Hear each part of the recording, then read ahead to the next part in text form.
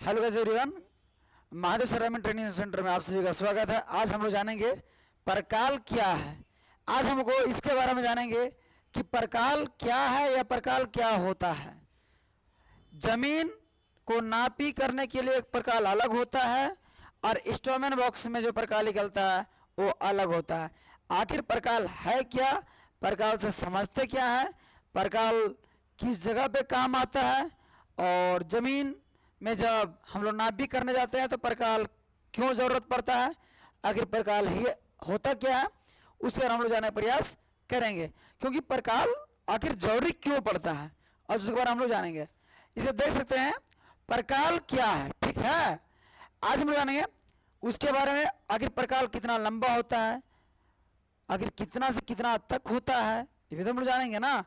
तो हम लोग 4 इंच से 6 इंच तक लंबा हम लोग जानते हैं, बट उसके छोटे से पीतल लगा हुआ रहता है, पीतल का ऊपर से तो पीतल लगा हुआ रहता है, पीतल के जो नोक में रहता है, नोक माने आगे की छोर, उसमें लोहे का एक कील लगा हुआ रहता है ना, पूरा सुरीला रहता है और दोनों का सेम बराबर होना चाहिए। इसके लिए आज इसके बारे में हम लोग जानेंगे।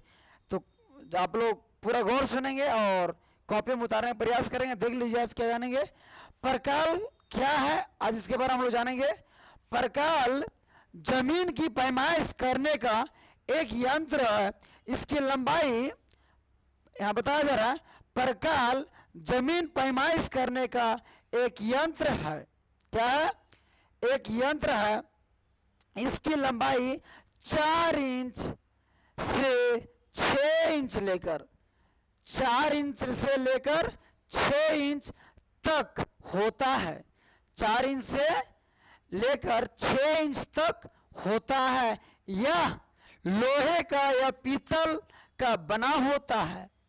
यह लोहे या पीतल का बना होता है, ठीक है। यह 2 भागों में विभाजित रहता है। क्या रहता है? यह 2 भागों में विभाजित रहता है। ऐसे करके रहेगा विभाजित और उसको ऐसे मिलाया जाता है, ठीक है। 2 भागों में विभाजित होता है। दोनों भागों में के अंतिम छोर, दोनों भागों के बीच अंतिम छोर में क्या है, अंतिम छोर पर एक एक लोहे का कील लगा होता है। जो भी हम बोल रहे थे ना कि लोहे का कील लगा होता है, ठीक है। इसके आगे चित्र दिखाया जाएगा, लोहे का कील लगा होता है। इसके सहारे हम नक्शे के छोटे से छोटे नक्शे पे और तथा बड़े से बड़े नक्शे या खेत की भुजा की लंबाई गुनिया के सहारे देखते हैं। जो परकाल होता है, जो गुनिया रहता है, तो खेत को मापी करने के लिए हम लोग यानी नापी करने के लिए जाते हैं। तो छोटे से छोटे प्लॉट या बड़े बड़े से खेत बोले या नक्शा में जो भी प्लॉट नंबर बोले, उसको भूभाज नापी करने के लिए कितना कड़ी लंबा है, कितना फीट लंबा है, कितना कड़ी चौड़ा है, उसको उठाने के लिए हम लोग परकाल का उपयोग करते हैं, ठीक है। क्योंकि ये जो है अति आवश्यक होता है कि नहीं से इसके बारे में हम लोग जाने, ठीक है।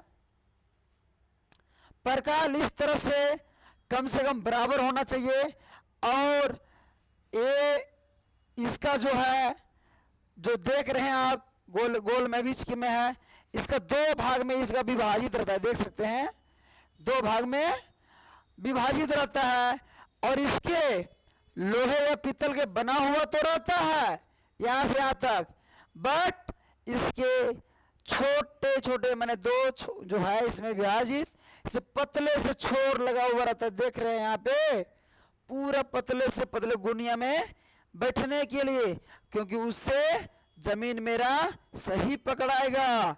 इसको पूरा गौर से लिख लेंगे। तो आप सभी फिर हम मिलेंगे आगे नेक्स्ट वीडियो में। जय हिंद, जय भारत।